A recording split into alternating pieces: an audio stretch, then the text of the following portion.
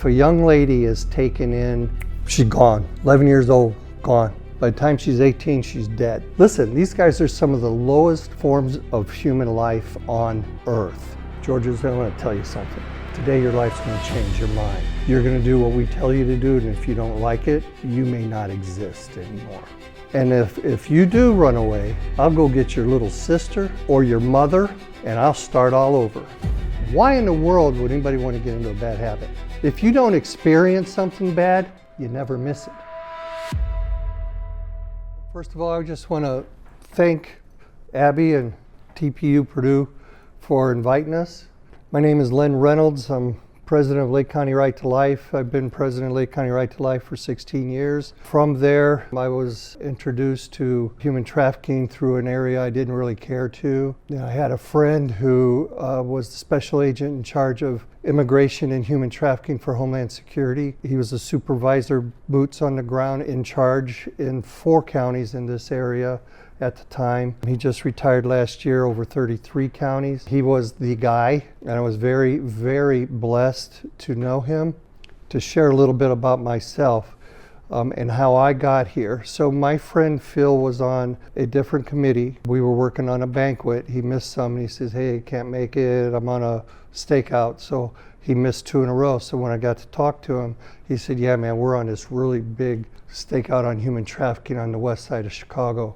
And because it was an ongoing investigation, he couldn't tell me much about it, but I did ask him questions about human trafficking. Phil attends a church in St. John, big church, and so I went there to talk to him because he's a busy guy. And he answered my questions, and I asked him more questions, and he answered my questions, to the point where I became very disturbed because I have 4 granddaughters at the time, from the age of 7 to the age of 17.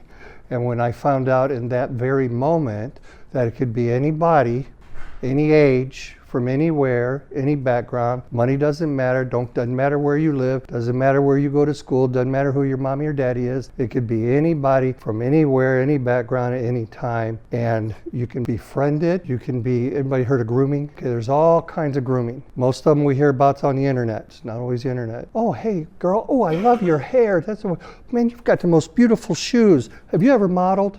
Those are one of the most common ones. Seriously, they all use them. So anyway, I became very disturbed because I love my granddaughters. And I know how my granddaughters behave. That's what bothered me. They're very trusting, okay? And 3 of the 4 were at the point where they started really liking guys. Problem, bing, bing. I drove my wife nuts because I couldn't sleep, because I'm thinking, how do I talk to these girls? They don't listen to anybody. They don't listen to their grandpa. So I called my friend Phil. I said, Phil, this is not my wheelhouse, but I can get people together. If I get people together, will you please come and talk about this? He said, sure. It's part of my job. It's what I do. So 2 weeks later at Our Lady of Grace Church, a friend of mine got that church for me. We had about 45 people. He brought a lady from the FBI. We had a nice little talk, and he said, wow, 45 people, 2 weeks is pretty good. I said, hey, Phil, how about if we get a whole conference together? Because this is a big deal. Nobody knows anything about it. Now, mind you, this was in 2014, okay, 12 years ago. Hardly anybody heard very much about human trafficking, okay? Now we all have heard it. Rarely a day goes by you don't hear something on it. A lot has changed since 2014. With Phil's direction, without it, I wouldn't be here today, no doubt in my mind. I mean, this guy was put in my life for a reason. He introduced me to John Maciejczyk, who was the special prosecutor for the Department of Justice, who prosecuted all of the human trafficking cases in northern Indiana. He introduced me to Bill Rowell, the FBI. He introduced me to people from the ATF, Indiana State Police, the Attorney General's office. These are the real people who do the real boots on the ground work against human trafficking. So at our conferences, these are the people who came and spoke about real cases, about real things, real people. So that's a little bit of a background about myself. So we did schedule our first conference. It went very well. And people's like, oh, human trafficking, we don't have a problem with human trafficking. But I started already looking at statistics and just shaking my head. I'm like, okay, and we'll share some of these statistics in a few minutes. These statistics, will knock your socks off. They're real, they're here, and you can look them up yourself and we'll show you how. Really easy, you could do it while you're sitting here. That's a little bit about me. I'm also president of the Moms and Tots shop. We sell clothes and we take the proceeds and give it to crisis pregnancy centers, and president of Stop the Traffic Indiana. It used to be the Share Group. I'll tell you a little bit about that. And Awaken Americans to Action, which is a patriotic thing that talks about the biblical heritage of our country and the law, going all the way back to the Magna Carta. And also, I'm getting ready to launch another organization called the King's Men, which is a men's group. So Stop the Traffic, this whole thing started when we did that conference, that little thing. Okay, de facto, my friend here. We all got together, we put our money in, we would buy food, we would hire the speakers, whoever needed to be paid, we'd pay them all out of our pocket. We did that for 2 years. And then after 2 years, we incorporated at the behest of the Indiana State Police, because we started doing conferences for them. So we officially incorporated as the Share Group, Sharing Hope Around the Region Through Education, in January 20th of 2016. We rebranded last year because, the Share Group. Well, has everybody heard of the Share Foundation? Okay, the Share Foundation is an incredible organization. They help adult handicapped children and a lot of them with Down syndrome in adult community, help them with jobs and different things. We were confused with them sometimes and we wanted to stop that. We figured we'd do something that had trafficking in our name, and so this is what we came up with. So we canceled that one and picked this one up. So now we've been doing this for 12 years. And I also want to say, if those of you who know my friend Will's been an intricate part of what we've been doing for a while. He has a unique experience in videography, kind of famous. A couple of videos that I've seen over the last years. You can talk to him about that if you like. Again, we just want to thank you for the time here. So that's the history of the Share Group. We incorporated in March 30th of last year. We reincorporated as Stop the Traffic Indiana. Since we started, we've done about 18 conferences. We've educated over 4,000 people of what human trafficking is, who it is, where it is, and what you can do about it. We've had 10 banquets, and the majority of our money goes toward a home for survivors. We presently have somewhere between $85,000 and $90,000. We're not sure if we're going to keep doing temporary housing as needed, or if we're going to actually get a facility. We're just kind of waiting on where that direction leads. But the banquet money all goes to one account for that purpose. We do have a coffee line. It's called House of Hope Coffee. It's gourmet coffee. If anybody's had our coffee, will tell you it's the best coffee. I wouldn't just say that. I was going to bring samples, but we'll get some samples out next time for you guys. I'll get you some samples, okay? All right, no obligation. Does anybody have an idea of what human trafficking is? You know the difference between human trafficking and human smuggling? Human trafficking, you can have labor trafficking, you have sex trafficking. You can have human smuggling, you can smuggle humans into the country for labor or for sex trafficking. Worldwide, labor trafficking and sex trafficking they're kind of an even kill, they go back and forth. In the United States, 85% of the human trafficking is sex trafficking. 85% of those trafficked in the sex industry are female. I just want to say a little something about the males. There's usually nowhere for them to go. I just want you guys to understand this. This is why I do what I do. So I care about people. When I was young, seen a lot of things growing up. I'm about people. I remember, it's a good memory thing, kids that I hung out with, kids I went to school with, their homes weren't really too good. I remember things. When you talk about what human trafficking is, where it is, who it is, and then you think about what is happening to our children, it should rip your heart out. Most of us don't hear it because the news doesn't want you to know. You have human smuggling, you have human trafficking. We're just going to focus mostly right now on the sex trafficking because that's the prominent one. As I talk about, 85% of the sex trafficking in this country is female. Once you understand what human trafficking is, whether it's labor trafficking, whatever kind of trafficking, and you realize that the way they're being treated is wrong, I'm just going to get to it. A person who's being sex trafficked usually is not in a good situation. Usually they've been put there through friendship at first, and then they're groomed, whether they're groomed at school. Let me ask you this. Human trafficking involves the use of force, fraud, or coercion to obtain some type of labor or commercial sex act. Every year, millions of men, women, children are trafficked worldwide, including right here in the United States. It can happen anywhere in the community, and victims can be any age, race, gender, or nationality. As I read this, I think of people I know from this area who have been trafficked. Serious. Anybody know where Griffith is? Anybody not know where Griffith is? Jessica Bates. I met Jessica through a friend. Jessica was sold by one of her friends to a guy. She didn't know it till she got to his house, and he smacked her in the head with a baseball bat and kept her in a room upstairs for 2 years and pimped her out to his friends in Griffith. Her story, she's lucky because she did get away. Many times she saw opportunities but knew if he caught her, he'd probably kill her. But then one day she said, if this happens again, I'm gonna take it.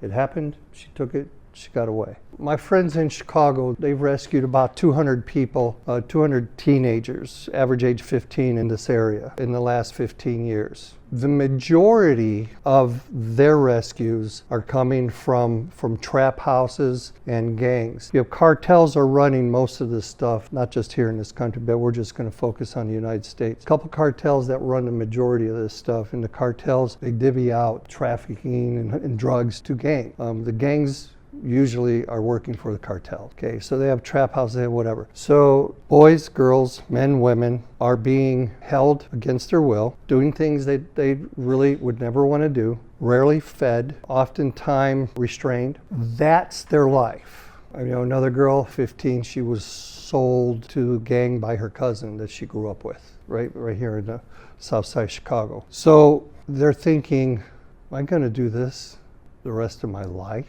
Because they don't know what the future holds, but guarantee it's not too good. Anybody have any idea what the lifespan of a person that's in human trafficking may be? Will? 7 years. 7 years. If a young lady is taken in, she's gone. 11 years old, gone. By the time she's 18, she's dead. This is average. Not every case. This is average. Some before that. What's the cause of death? Anybody have any idea? Homicide and suicide. 2 reasons. I'm going to play the part of a trafficker. Some people refer to them as pimps. I don't like that word. Listen, these guys are some of the lowest forms of human life on earth. Trust me. These guys, you get a new recruit. They all use this because it's effective. By the time they have this new recruit here, they've already got somebody, whether it was, Joanne, I want you to hang out with that girl because she's pretty cute. Listen, we're going to use her. If you want to stop having to work it yourself, then I want you to recruit. So I want you to go after her, hang with her, get to know all about her family, her sister, mother, her whole thing. Then when we get her, we got her. Okay, boom, we got her. Listen. I'm going to say her name is Georgia. There's no Georgias here, I hope. Georgia, I want to tell you something. Today your life's going to change, your mind. You're going to do what we tell you to do, and if you don't like it, you may not exist anymore. And then they'll take whoever's earning the less money and beat them either to death or with inches of their life in front of everybody else. Listen, you think I'm kidding? They all use this. And if you do run away, I'll go get your little sister or your mother, and I'll start all over. And they do it. You know why? What do you think Georgia's worth to this guy in the Chicago area for a year? Okay, so he used to deal drugs. So he would sell drugs, and he has to find more drugs, and sell drugs, find more drugs. That one person in this area can earn him $250,000 a year. Did you hear me? These aren't my numbers. You guys can look at, I'm going to say the Polaris Project, but they still have statistics from when the Polaris Project was pretty reputable. $250,000 a year, one person. If he's got 4 girls in his stall, how much money is this guy making? You just took one of my girls? Hey, BB, here's 10 grand. I want you to go get that person. She just cost me money and get that girl back. That's how they work it. I'm just trying to do the best I can to convey to you what's really going on. Remember, it can be anybody from any background, from anywhere. So my friend Phil that introduced me to this, a big stakeout in west side of Chicago, when that was over, he told me a little bit about it. They had young children. I'm not even going to go how young, but all the way up to a 68-year-old lady, and they were using and making money on all of them. When I tell you these guys are the lowest form of life on this planet, that's just my humblest opinion. Anybody have any idea how many people are caught up in human trafficking On the average, Lake County, Indiana, United States. We'll just zero in on Indiana. Indiana, the statistics are somewhere around, if I'm not mistaken, unless they've changed those two, around 9,000 or 10,000 a year. And I'm hoping that they've updated those. So our organization brought it to the attention of the Indiana State Police last year of how the numbers were just so crazy. So Lieutenant Coffey, who spoke for us and did a presentation for us in October, went to the statistic person because he knew them, and they went through them all, they weeded it out and brought them all into line much more accurately. The majority of the information that we've received has come through the FBI or Homeland Security or the Indiana State Police or the Department of Justice, or some of the boots on the ground people that's been rescuing people and working the southern border for years. Kind of give you an idea, this is really loosely.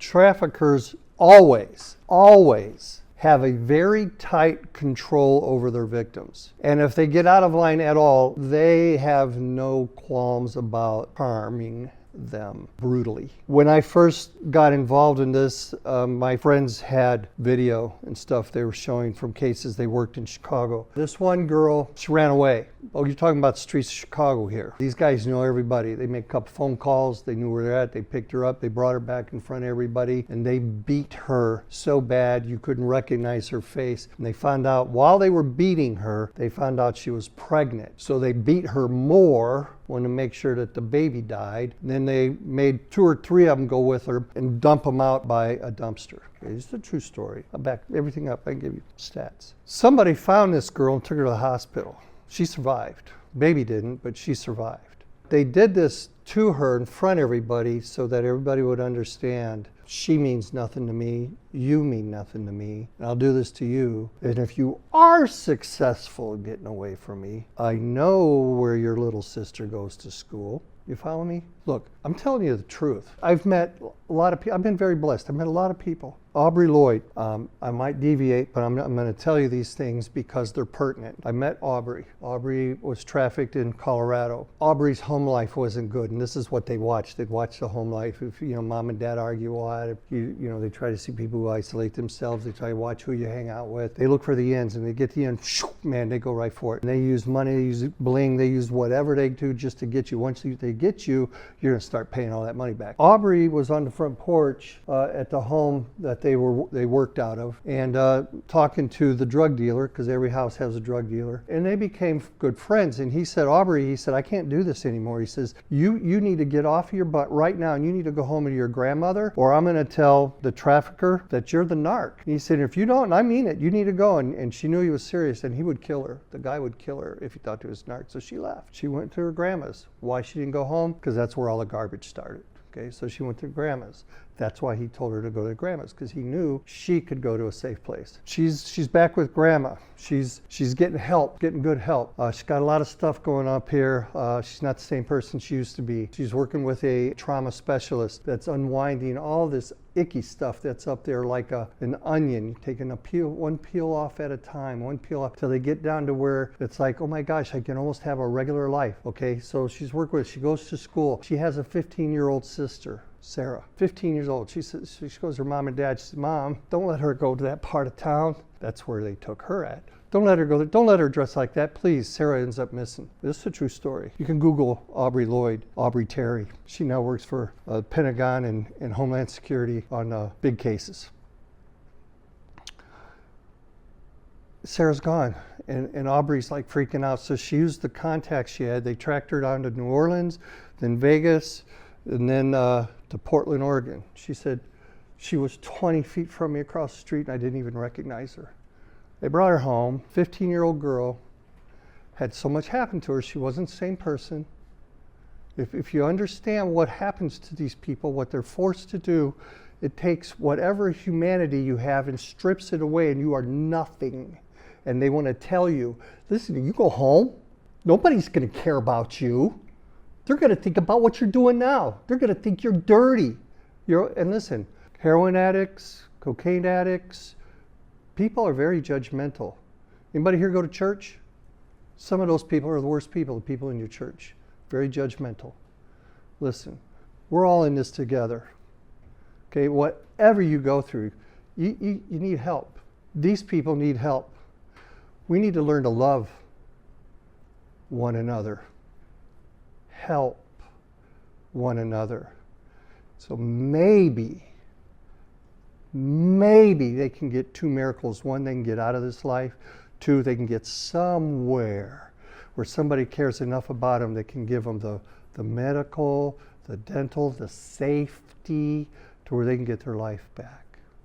Aubrey's little sister came home and Mom and Dad wouldn't listen to Aubrey, and Sarah committed suicide because Mom and Dad would say, "You don't do this, you must have loved that way of life," or and that's, people are cruel.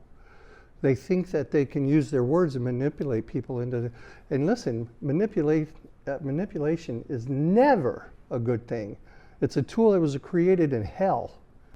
What pulls me to do things is what's here. So there's a really cool book out there. It's called the Bible.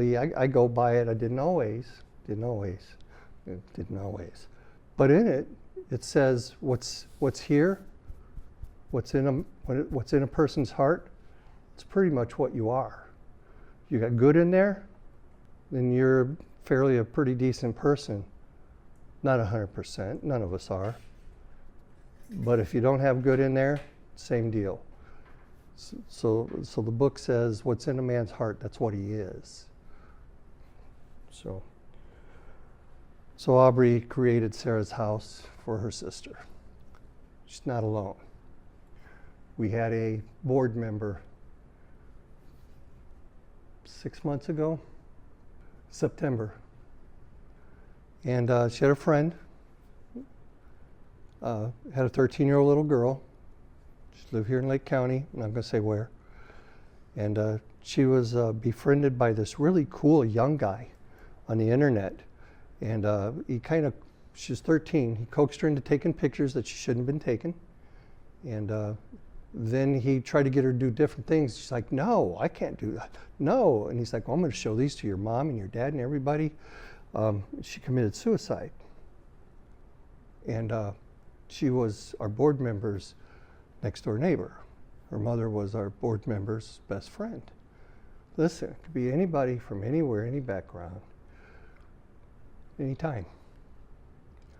Now, we may not want to admit this, but we all want to be loved, cared about. Young people are no different. And this guy was actually 40 years old and from Nigeria. But, he was telling her he was 16 and from somewhere in Illinois or something. Where can you find these services? We did a conference in Michigan City. The mayor couldn't make it, and he sent his underling, what they called him, the vice mayor or whatever. And because the mayor was going to a mayor's convention. And so I spoke to this guy briefly. He says, "I don't know why he wants me with this thing. We don't have any problem with human trafficking here." Now listen, this is Michigan City, Indiana. Michigan City is pretty large area. Anybody familiar with Michigan City? Okay, Michigan City, not a whole lot goes on in Chicago. Don't happen in Michigan City, but just on a little smaller scale. You're familiar with Michigan City? Okay. So as I was prepping for this conference, I spent some time with some people there who was involved with the cable news, and so I did a cable news show with these guys about trafficking, and I told them, I said, "Well, there's a gentleman in the mayor's office that says you guys don't have a problem here in Michigan City, and I already know of some issues." And he said, "Really?" Now this is live cable. He said, "Has he ever walked down on the wharf?" He said, "I go down on the docks and these girls are hanging out all over the place every morning at 5 o'clock in the morning." And okay, so like some people are getting the idea. So, but this guy's like, "Oh, we don't have a problem." And I'm like, "Maybe you do." "Yeah, I don't think we do." Okay. So my friends, Carlos and Andrew, they are the dudes that rescue all these teenagers They would rescue these teenagers, wouldn't charge their parents a dime. All the parents have to do is sign, do whatever it takes, use whatever electronics. You have my permission, follow her across state line, whether you have my permission, she's my daughter, whatever. Okay, so they rescue these kids. So these two were coming to present for us. And just so happened, this vice mayor, whatever they want to call him, he just walked up, and I'm just meeting him for the first time face to face as Carlos and Andrew are coming. Now, I already had a conversation with these guys. I'm like, this guy at the mayor's office, you don't think they have a problem here. And so it was like beautiful. So this guy is walking up, and I said, oh, hey, how you doing? Hey, this is my friend Carlos. This is my friend Andrew. And I said, hey, hang on just a second. I said, hey, Carlos, man, I need to get a girl. I need a girl right now. Can you get me a girl right now? So he whipped out his phone. Oh, Andrea, she'll be here in 10 minutes. And he's like, what's that? She's a hooker. She's here in Michigan City, 10 minutes away. You want one? Hey, get one for the vice mayor here, guy. Another one, 10 minutes. I'm like, so you don't think that this goes on here? He's like, I had no idea. That's how quick it is. That's how easy it is. Anywhere that you have a phone, anywhere you have a computer, there's trafficking. Can be trafficking. Okay. So, anybody think of another place that's maybe not be here? Maybe is not on this list? So my friend Phil, they did a presentation at South Bend High School. And in their presentation, they spoke about a family that was trafficking their daughter. The mother was trafficking her daughter.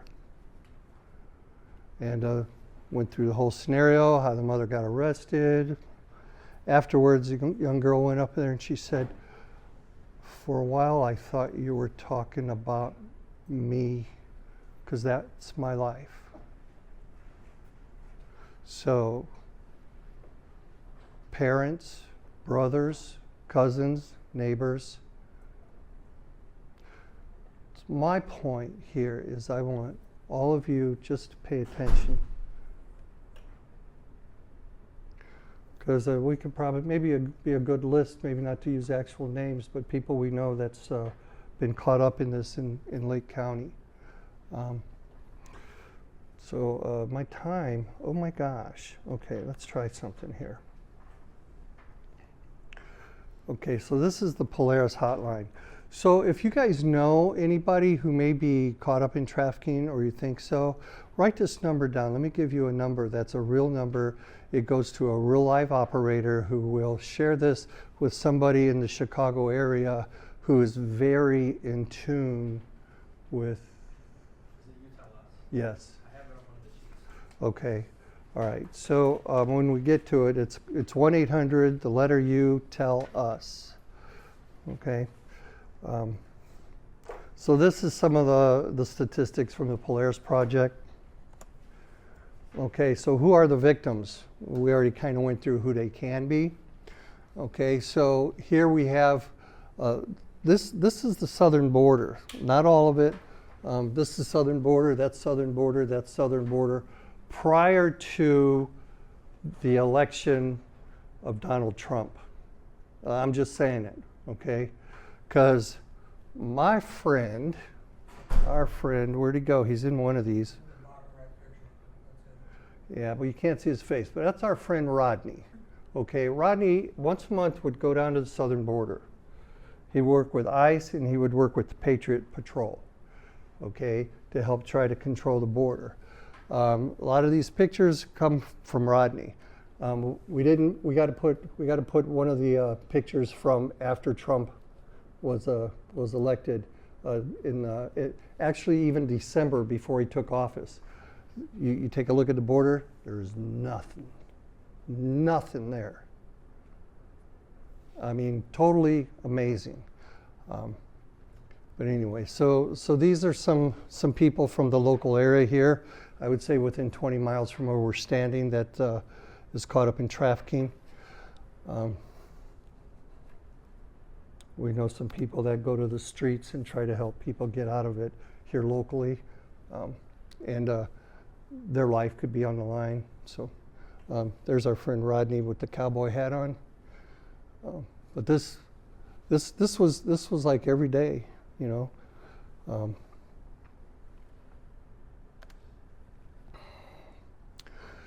So this is a former board member. This is a real story. Just take a look at it.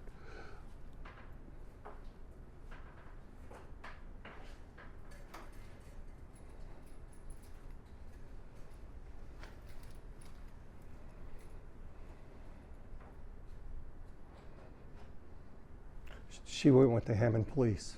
She got help. They don't always do this. They're mostly deathly afraid.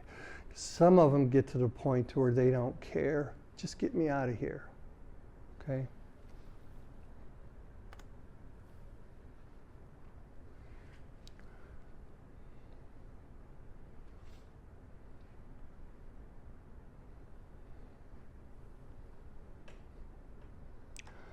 Yeah, she vanished. He had an idea which car she got into, but she did say she's waiting on her ride from Indianapolis. That basically told you what's going on right there anyway. I want you to understand, this was my eyewitness. This is one that crushed me. As I came out of the supermarket, they had a bank in the supermarket, just before this bank closed in the supermarket on Broadway. As I came out, as soon as I looked at this person, I could see the tattoos on her face. I knew she was a traffic person. There's certain tattoos you get that you don't get them unless you're a traffic person. And she was crying and she was bent over and it looked like somebody just beat daylights out of her. I knew she's being trafficked. So she was about where this young lady is sitting right here. And as I got a little closer where she could hear me, I said, "Are you all right?" And I didn't look right at her, and she shook her head no. And I slowed down like I was looking at something in my hand. And I said, "Do you think you're being trafficked?" And the floodgates. It's like, oh my God, somebody really knows. And she's just, and I said, are we being watched? And she shook her head yes. And I knew two things. One, all of the conferences we did with police, nobody from Maryville ever showed up. I know they're ill-equipped. If we called them, it would be big problems for me. First, she's probably terrified. And I said, come in here with me. How well is that going to go off? This guy in the car, I'm sure he's packing. He's going to come. He's going to confront me. Cops come. Cops don't know what to do. This guy's going to say, hey, this is my sister, my this, whatever. That cop doesn't know what to do. I'm telling you. So the only thing I knew to do was listen.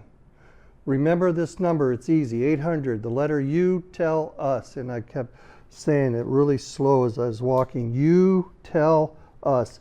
That was the only thing I knew to do. I hope and pray that she remembered that. It was fairly easy.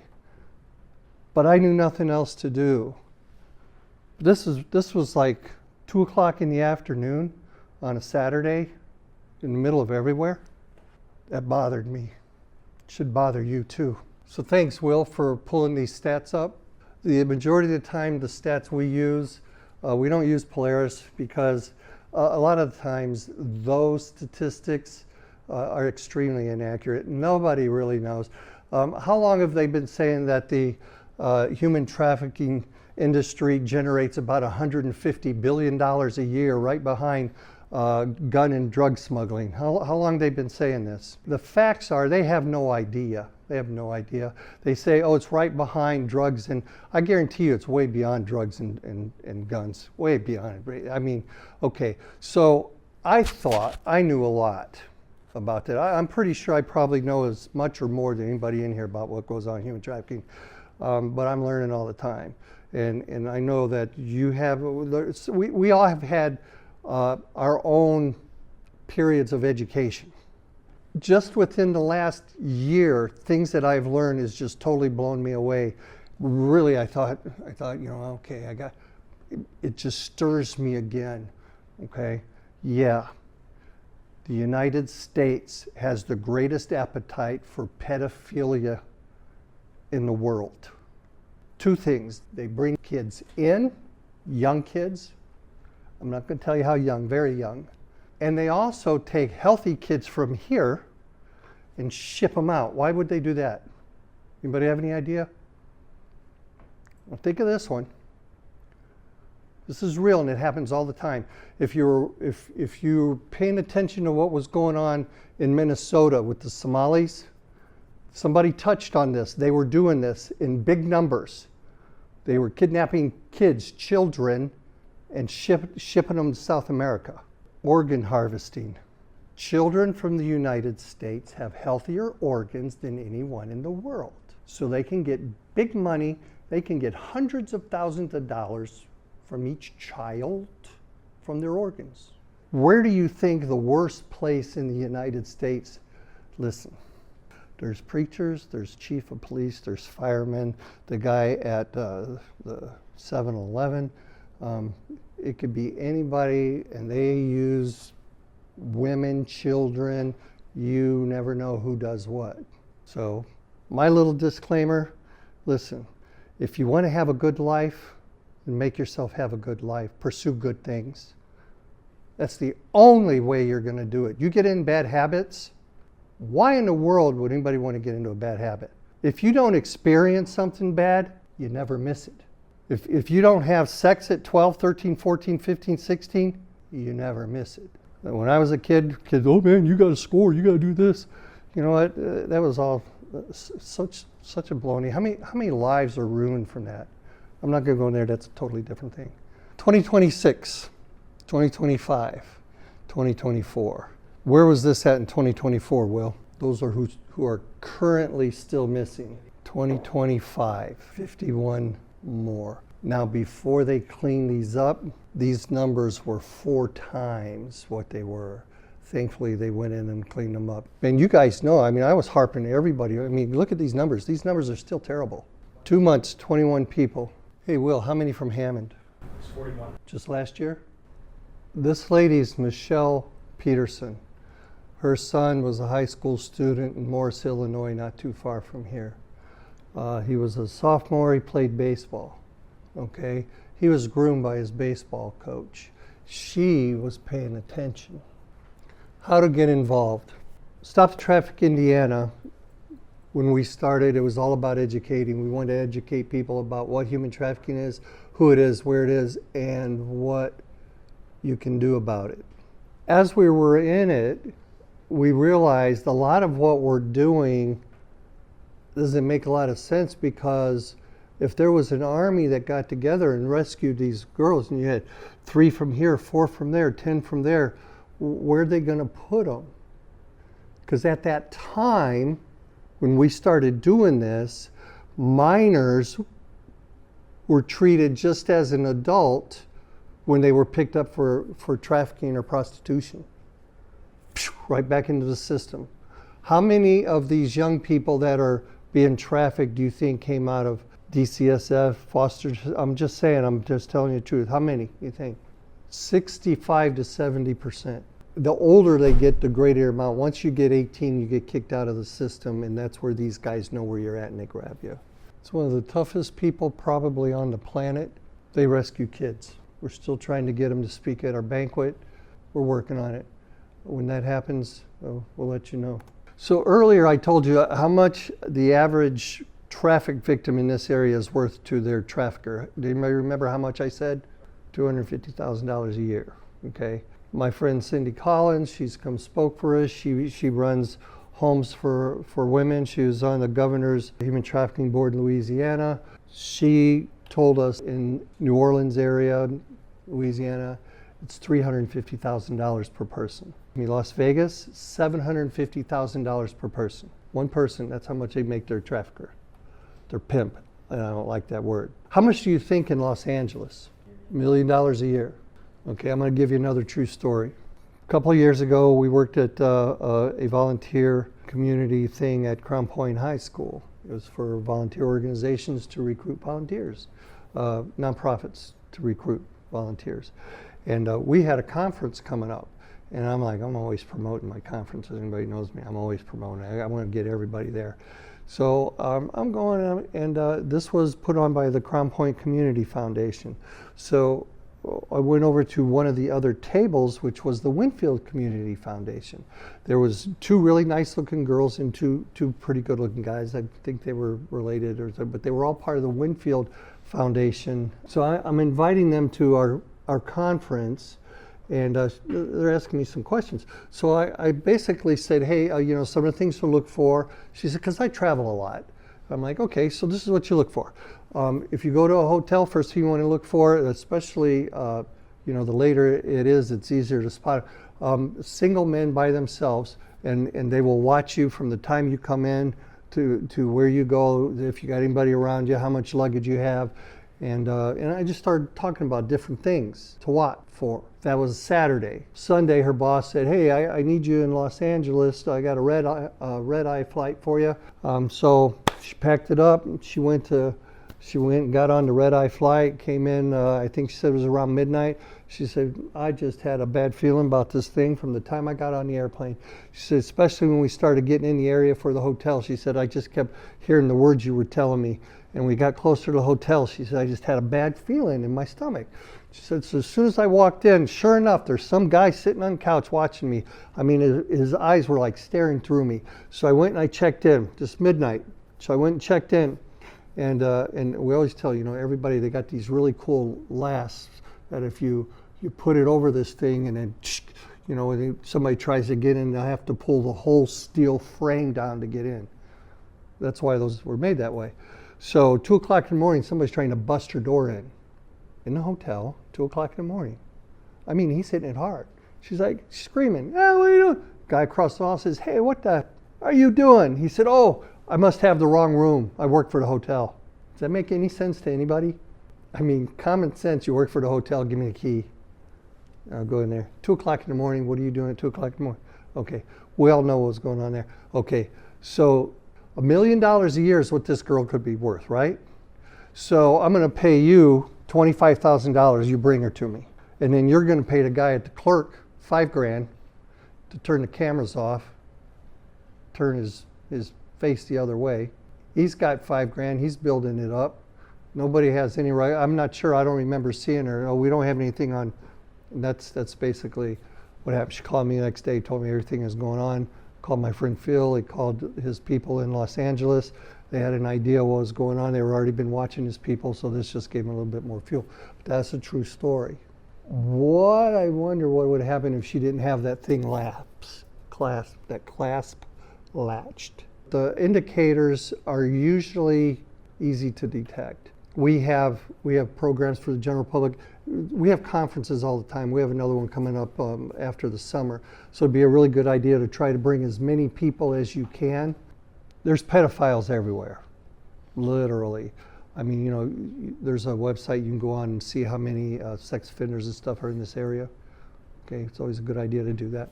I mentioned earlier, does anybody have any idea the worst place in this country for pedophilia, human trafficking?